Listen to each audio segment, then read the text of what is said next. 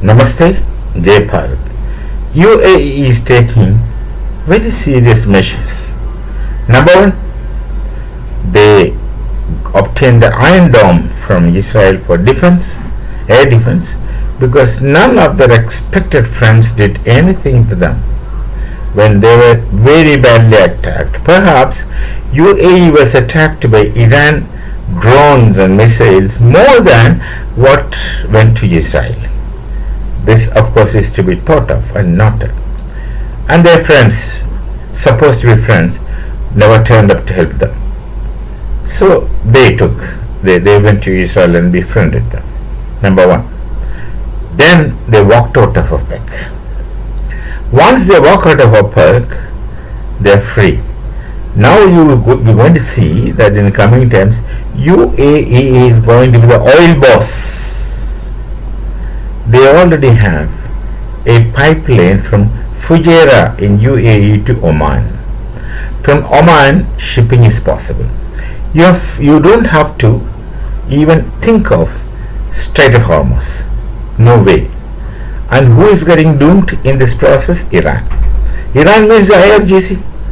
The IRGC was so overconfident about the Strait of Hormuz that they can control things, and then USA had stopped their overambitiousness by blocking the other seas.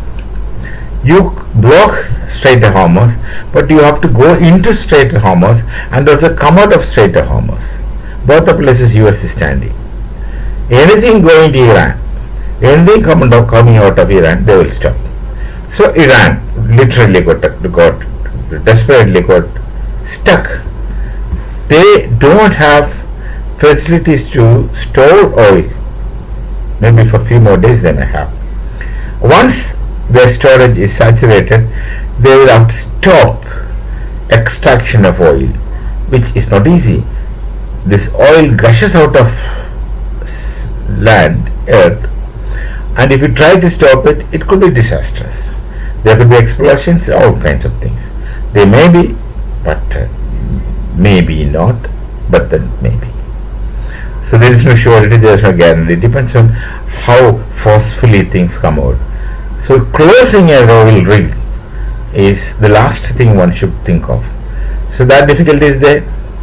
Now if they keep extracting, what they will do, they can't store it anymore. In the meantime, Pakistan, the double facer always had given them 6 land routes, right? 6 land routes for Iran to carry their oil to different places, particularly to China. And these land routes, and compare the land route, maybe trains, Bowsers, with a huge ship carrying. There is no comparison. This can't reach the requirement. In fact, it's far flung from the requirement of oil transportation of Iran. So this is simply, you can take it to some places like Pakistan because their need may be limited, but you can't do business like that because the volume of oil transportation is enormous beyond their imagination. Millions of barrels are allowed to move, and one ship can carry a lot. A train cannot. And another thing, any land transportation is going to be very expensive, much more expensive than that you get through shipments. Now these things are known to people in any case. So if UAE is out of OPEC, then nobody controls UAE. UAE has capacity to produce more than 5 million barrels per day, but the OPEC is asking them to take out only 3 or maybe 3.5 or a little more. So their oil production capacity is minimized. So long as they are in OPEC, they have to follow. And somebody else is dictating terms and conditions, some 2 nations dictating terms and conditions, which of course is not to the not in the interest of UAE. When UAE was in a crisis, nobody helped them. Why should they sacrifice? So they came out of OPEC. Now UAE is free. They can produce as much as oil they want. They can extract as much as of oil as they want, and perhaps they are one of the first who produces maximum, who extracts maximum crude oil. And another thing, this is the most interesting thing, they have a pipeline from UAE's Fujairah port to Oman, and from Oman ships can go. So they can pump to Oman, from there it can be loaded in ship, and ships can carry UAE oil to wherever they want, and UAE would decide per barrel how much money they will take. It's up to UAE. To some people they can give discounted rate, to some people they might not give. It's up to the sweet choice. They are the seller. Nobody else is going to dictate terms and conditions that you sell oil per barrel so much dollars. They can even sell dollars for $20 per barrel. Nobody can stop them.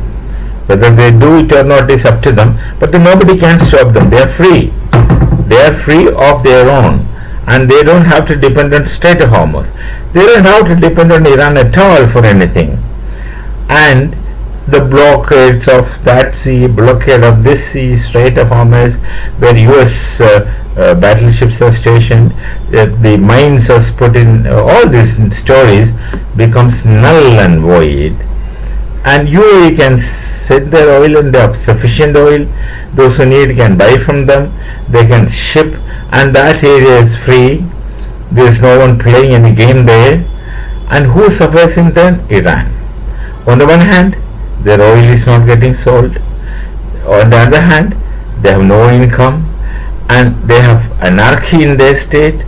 The IRGC is the one who is playing the cards in Iran, and the other people, the speaker from guy, somebody, their foreign person, Agashi, etc., they are all there, but these people have no say. Nobody listens to anyone in Iran. That's the situation now, which of course is nothing short of anarchy.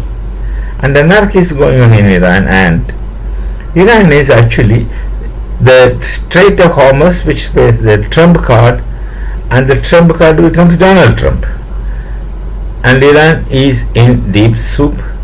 USA can't do anything, and UAE will become the oil boss for coming days. People will depend on UAE. They are more transparent, more decent. Probably they will have reasonable rates, and there is nobody who is stopping your shipment of oil from Oman's port or from UAE. Good. We shall meet again. Namaste. Jai Bharat, Jai Sri Ram.